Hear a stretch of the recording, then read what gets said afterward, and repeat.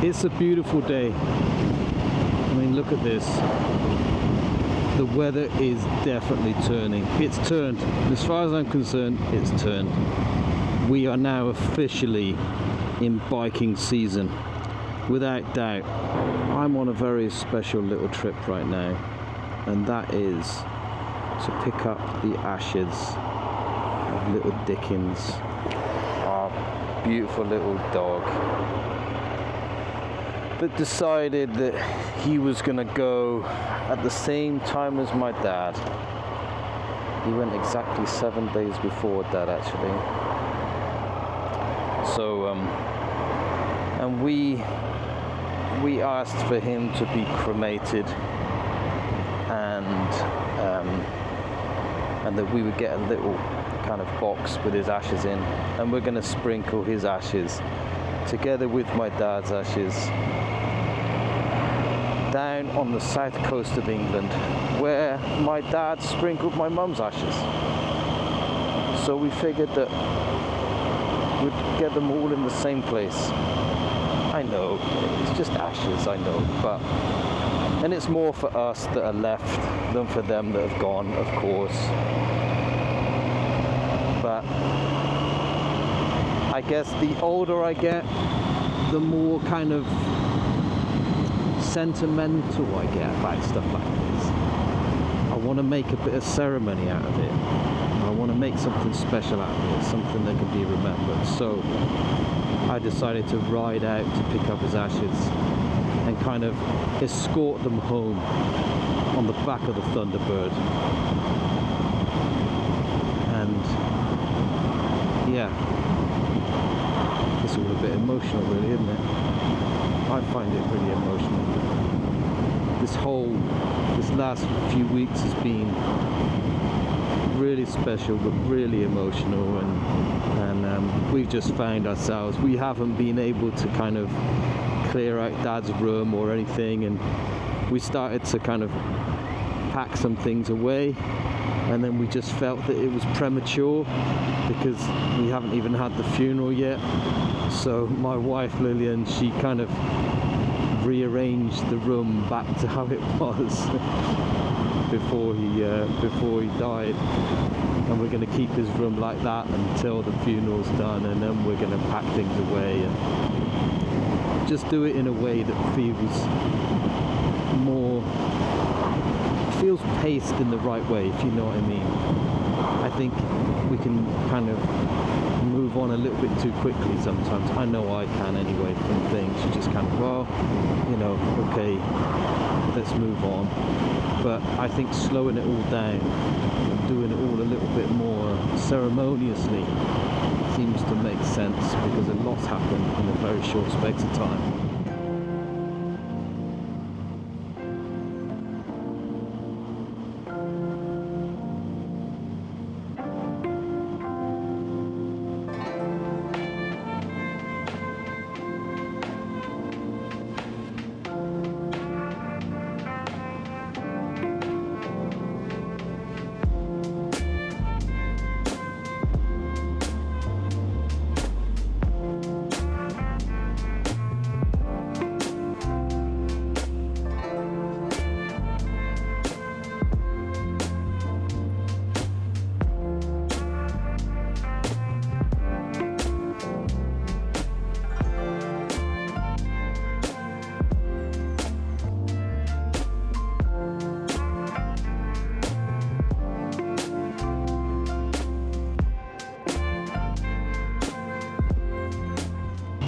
And actually, I feel a little bit emotional about this.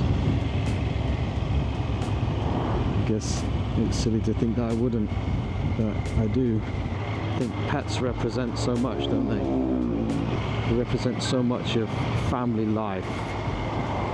And pets are there and kind of like part of kind of major family events, aren't they? They're just quite often there in the background and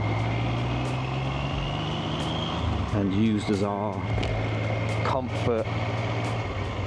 And I know the little Dickens here was like a massive comfort to my dad when my mum died, and it's like he's just this little little bundle of blessing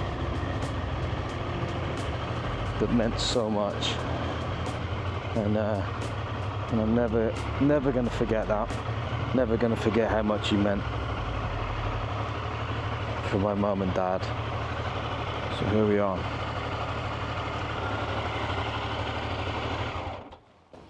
Right, here they are. Oh, they're given a lovely little card as well. I'll open that when I get home. Hello, my sweet little boy. Right, let's get you packed up.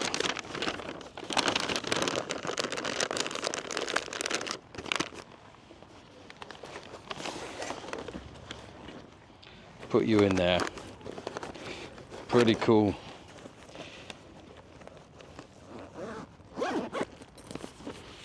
Little ride on the Thunderbird. I'm going to actually head out to see a friend now, because I'm not that far away. So I'm going to pop over there for a cup of tea, and then head back home. We're actually celebrating my oldest son. He's just turned 25, so we're going to take him out tonight. So we're all heading out. We've got we call her our Ukrainian grandma, although she's kind of the age of my mum, basically. And her grandson came to live with us when the war first kind of kicked off over there in the Ukraine, and we looked after them and her grandson, and we stayed very good friends with them. So she still comes back over here to visit, and so she's here visiting at the moment. Doesn't speak much English, but we get by with Google Translate. So she's coming with us tonight. We're going to celebrate Joshua's 25th. So yeah, but this feels good. Having Dickens ashes, that's really nice. I'm too sentimental, and I'm too sentimental. But it does mean something to me, this kind of stuff. I don't know why. Particularly in this case, where it's just so, everything just happens so fast. To have something like this and to do something like this is a bit special. So I'm looking forward to sprinkling his ashes. I think it will I want to really honor that little dog for being such a faithful, good little companion to both my mum and dad, and to us actually. So bless him. Right, I'm gonna hit the road.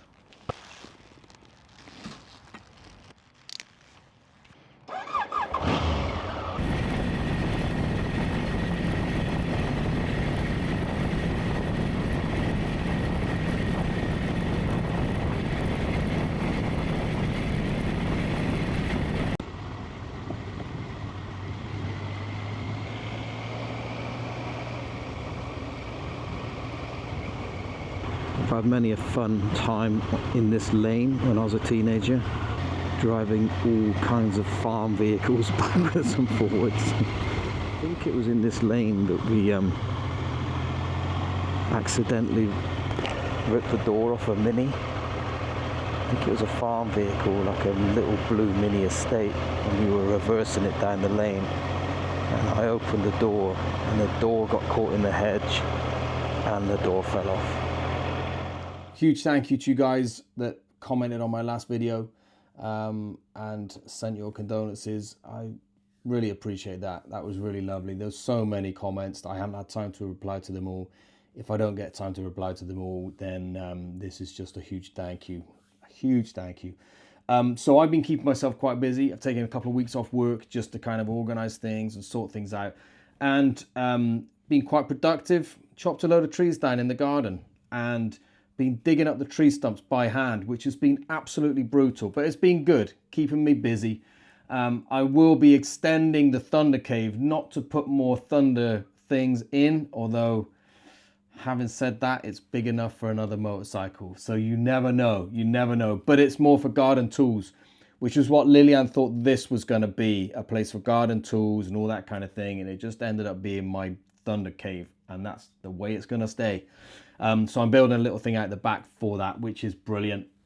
But here's something I want to talk about, and I'd love to hear your comments below, because some of you may well have experienced this. So basically, I've been riding motorcycles for a long time, and recently, a couple of my boys, my youngest and my middle one, have started talking about, actually they all have at certain times, but particularly my youngest, because he's now booked in for his CBT. When they started talking about they wanted to get their bike licenses, I was a little bit like, oh no, do I really want that? Because I know how dangerous it is to ride a motorcycle, and I ride a motorcycle accordingly.